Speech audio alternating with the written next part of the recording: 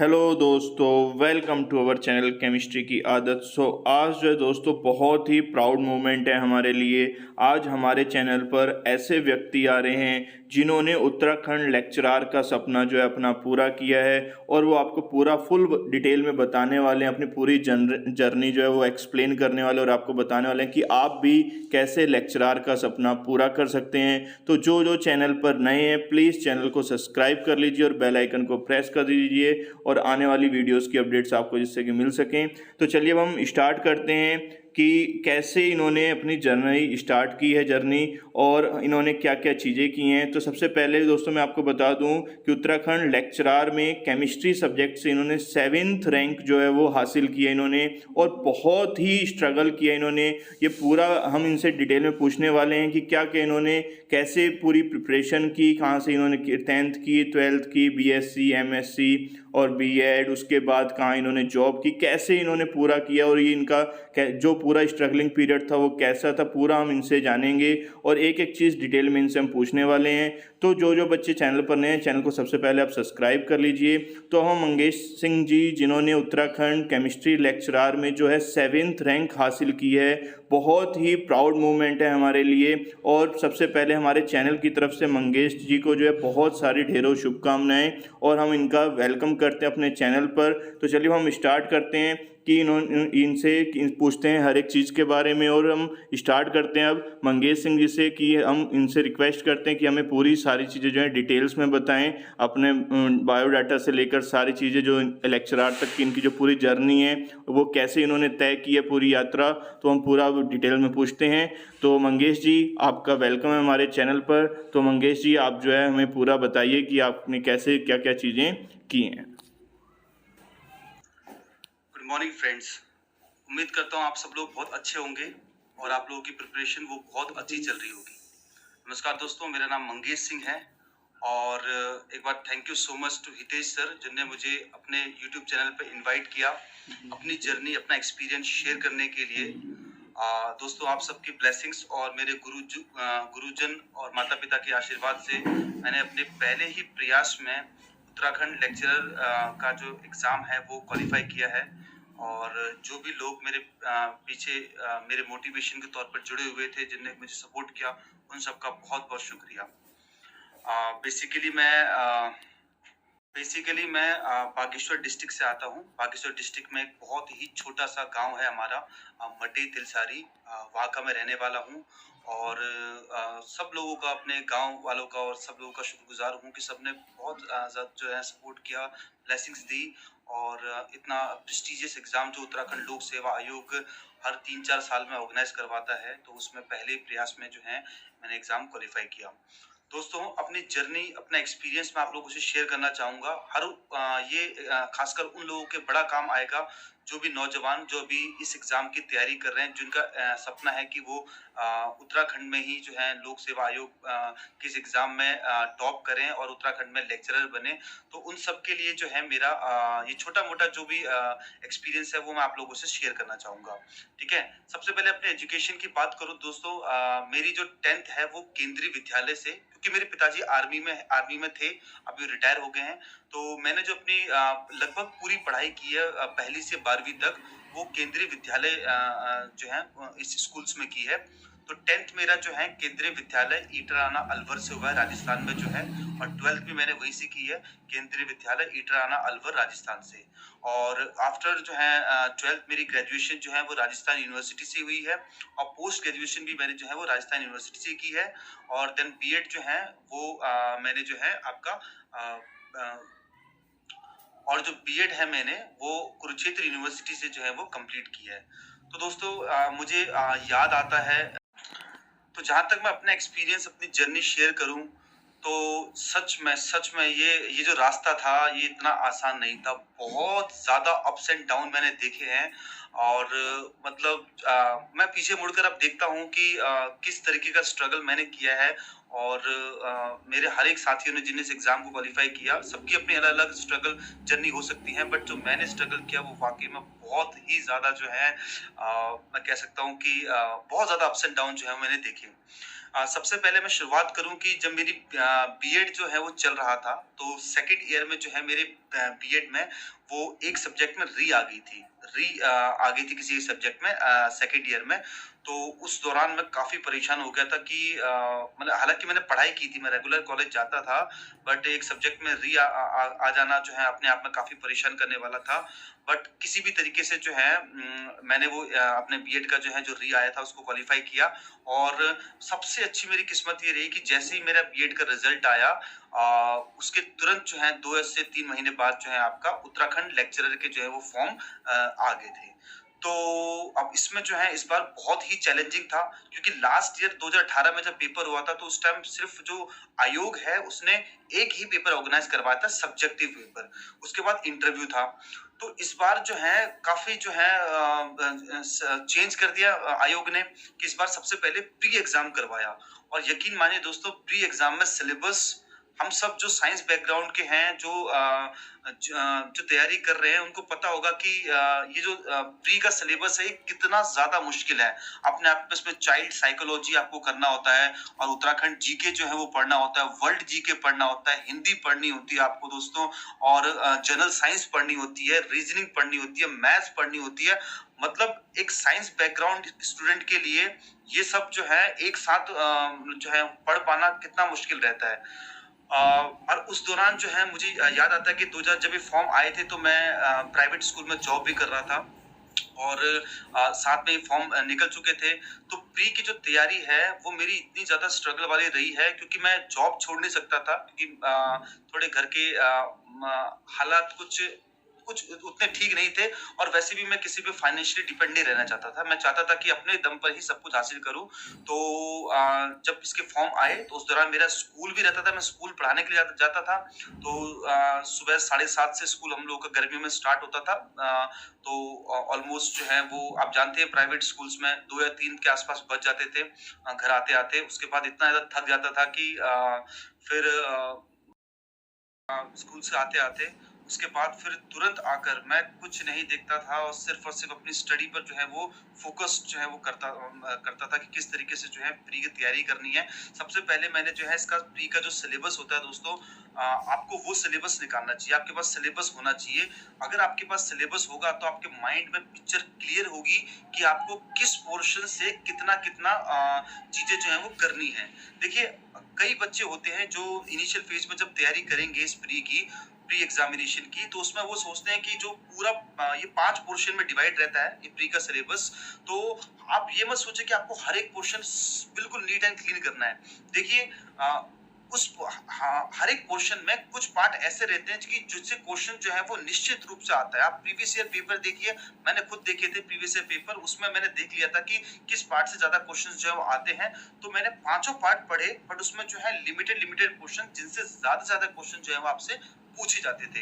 तो स्कूल से आने के बाद मैं 4-5 बजे के आसपास बैठता था पढ़ने के लिए और कंटिन्यूअस जो है मैं रात को जो है 11:30-12 बजे तक जो है स्टडी करता था और उस दौरान मैं घर से दूर रहता था। इस दौरान कभी बीच में खाना बनाना, खुद से खाना बनाना और खुद से अपना सारे काम करना। आपको पता ही है जो बैचलर्स होते हैं, जो भी स्ट्रगल कर रहे हैं कि खुद से अपने काम करना, कपड़े धोना, झाड़ू पोछा सब कुछ खुद से जो है उसी बीच में अपनी पढ़ाई को मैनेज कर पाना।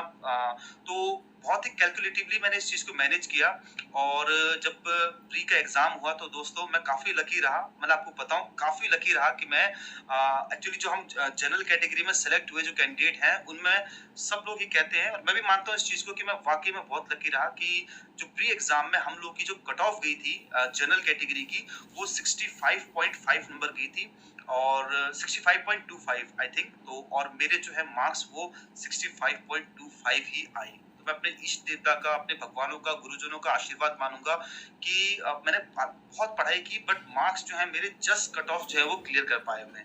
तो ये प्री एग्जामिनेशन की मेरी जर्नी थी। इसके बाद अब दोस्तों हुआ ये कि जहाँ मैं अभी पढ़ा रहा था उस स्कूल में मेरी सैलरी बहुत अच्छी थी, ट्यूशन फी वगैरह भी मुझे जो है वो अच्छे मिल जाते थे, मतलब मैं बहुत इजीली प्लस 50,000 अर्न कर रहा था।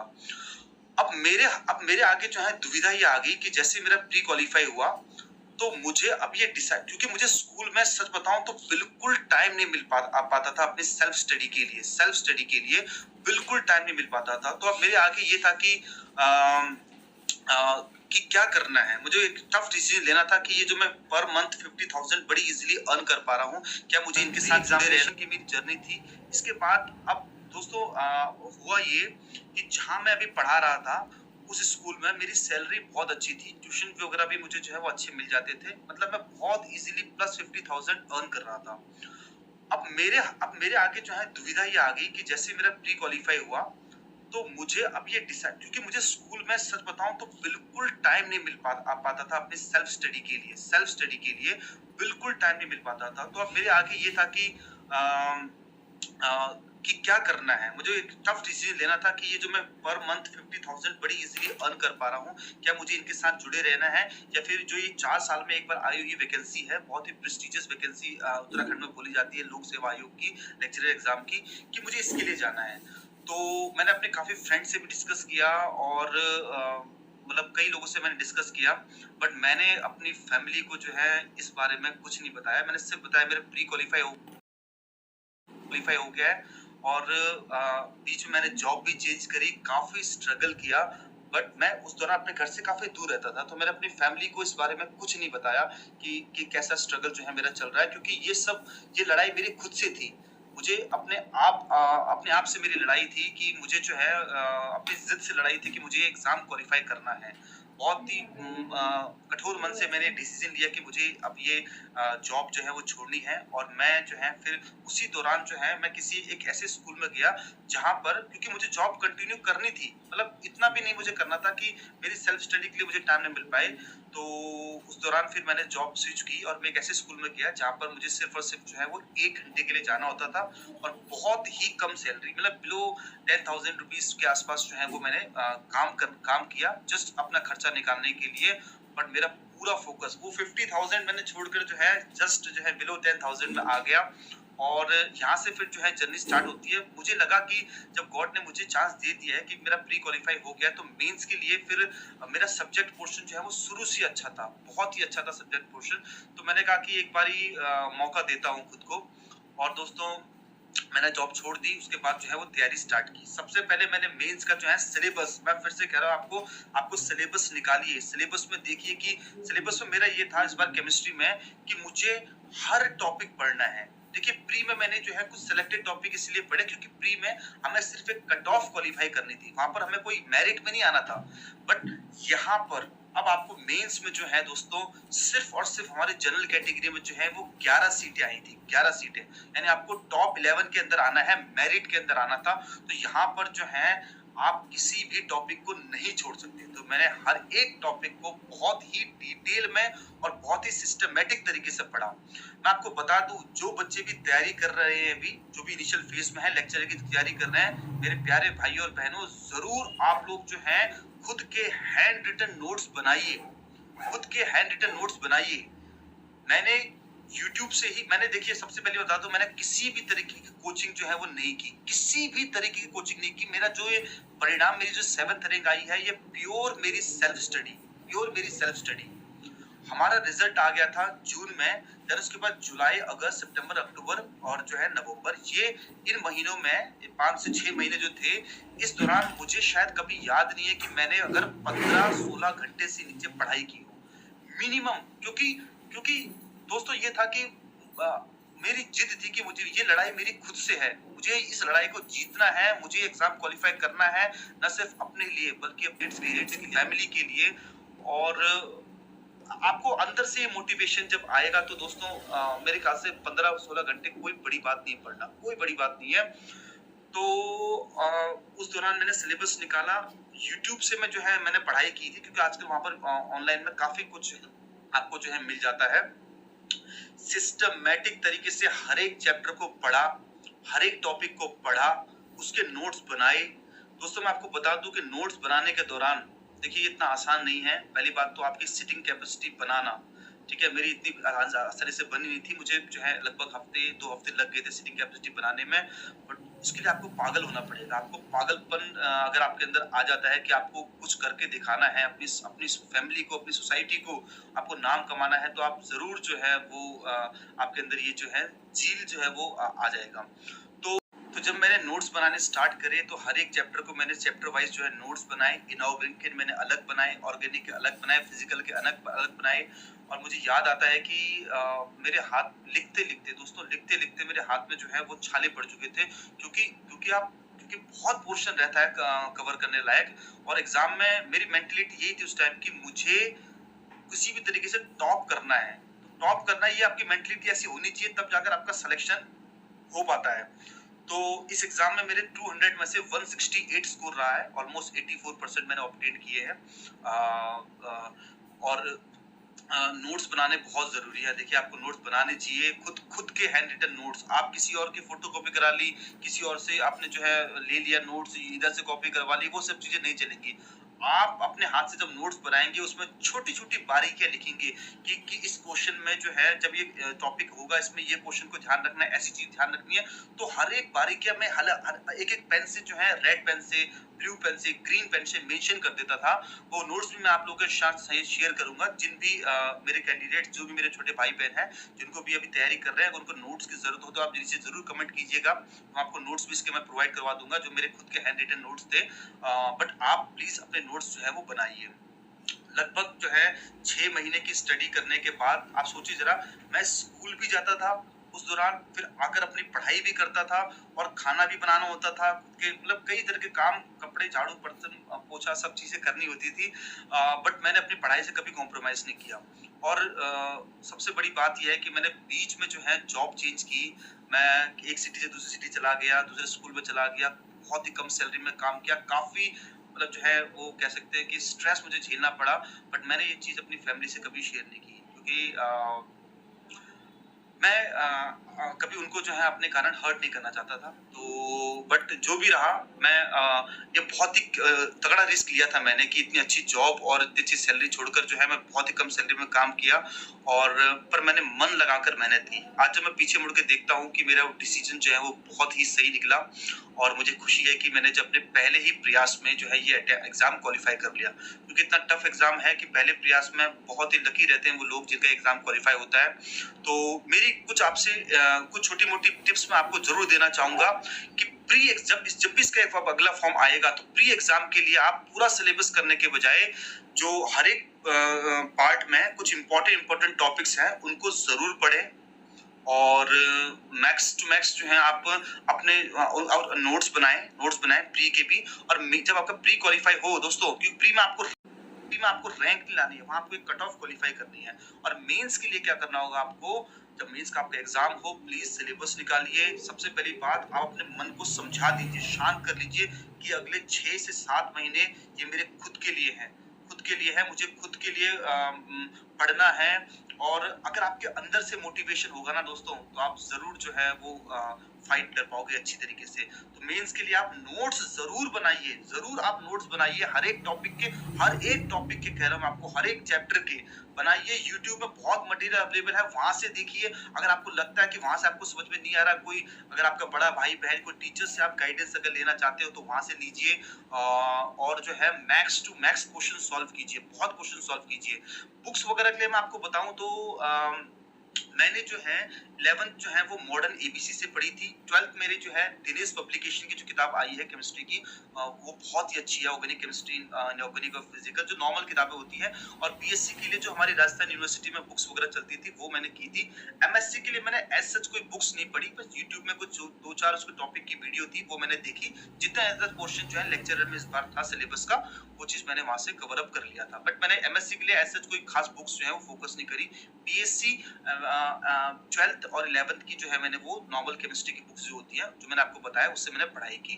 मोस्ट इम्पोर्टेंटली मैंने काफी क्वेश्चन सॉल्व किए दोस्तों, काफी क्वेश्चन सॉल्व किए।